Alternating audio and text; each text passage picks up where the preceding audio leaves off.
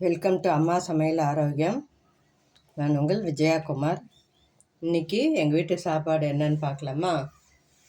இன்றைக்கி சுட சுட ஒயிட் ரைஸு ஜம்மன் குக்கரில் இருக்குது. இது ரைஸு. இன்றைக்கி 1 பார்ட் ரைஸ்.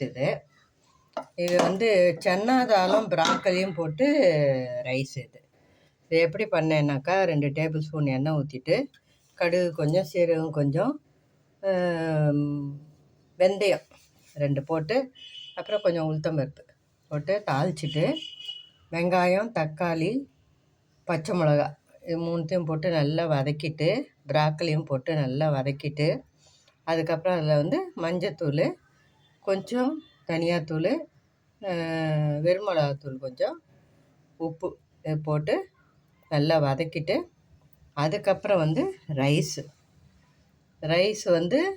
ஒரு 1.5 டம்ளர் போட்டேன். 1/4 டம்ளர் கடலைப்பருப்பு, சன்னாதால் கடலைப்பருப்பு போட்டுட்டு ரைஸும் போட்டுட்டு 1க்கு 3 தண்ணி, 1 டம்ளருக்கு 3 தண்ணி அப்படின்னு சொல்லிவிட்டு 3/4 டம்ளருக்கு எவ்வளோ ஊற்றணுமோ அவ்வளோ ஊற்றிக்கலாம். கூட தண்ணி இருந்தாலும் கவலை கிடையாது. இது கொஞ்சம் நல்லா இப்படியே ரொம்ப குழையவும் இல்லாமல் ரொம்ப நெட்டாகவும் இல்லாமல் இருந்தால் டேஸ்டியாக இருக்கும் இது. அதுக்கப்புறம் இதில் என்ன பண்ணோன்னா கொத்தமல்லி, பெருங்காயம் ஒரு 1/2 டீஸ்பூனு இதெல்லாம் போட்டுட்டு நல்லா மூடி சவுண்டு அவங்கவுங்க குக்கருக்கு எவ்வளோ சவுண்டு வேணுமோ சவுண்டு நம்ம பயப்பட தேவையில்லை. கொஞ்சம் இதுவானாலும் ஸ்மாஷ் ஆன மாதிரி இருந்தால் கூட ரொம்ப டேஸ்டியாக இருக்கும். அதுக்கப்புறம் கடைசியில் இந்த மாதிரி வெந்து இதுலேயே நான் ஒரு சின்ன நெல்லிக்காய் சைஸு புளி அதுலேயே போட்டுட்டேன். ஏன்னா அந்த தண்ணியிலே அது கரைஞ்சி நம்ம ஊற்றுற தண்ணியிலே கரைஞ்சி இந்த சாப்பாடோடு சேர்ந்துடும். இல்லை நான் எங்களுக்கு தனியாக கரைச்சி ஊற்றணுன்னா அந்த மாதிரி தனியாக கரைச்சி ஊற்றிக்கோங்க.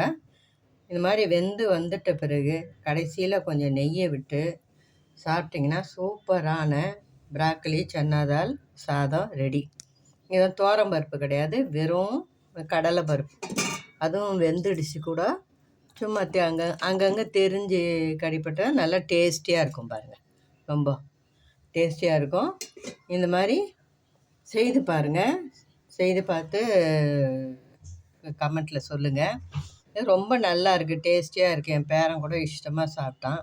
இதுக்கு நாங்கள் தொட்டுக்கிறதுக்கு இந்த பக்கம் முட்டை வச்சுருக்கேன். முட்டை ஆம்லெட் போட்டுக்கிறவங்களுக்கு முட்டை, அப்புறம் இந்த பக்கம் சிப்ஸு, உருளைக்கிழங்கு சிப்ஸு, கேர்டு, அதுக்கப்புறம் ரசம்.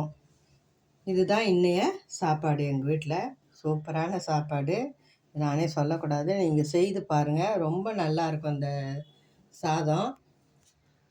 நான் சொன்ன மெத்தட்லேயே நல்லா செஞ்சு பாருங்கள். சட்டுன்னு ஆகிடும். போட்டு வெயிட் போட்டாக்கா சட்டுன்னு ஆகிடும். இது நீங்கள் செய்து பார்த்துட்டு எப்படி இருக்குதுன்னு சொல்லுங்கள். இந்த மாதிரி சாப்பாடெல்லாம் ஹெல்த்தியாக இருக்கிறதுக்கு சாப்பிட்றது. Eat healthy, be healthy without any diseases. Thanks for watching.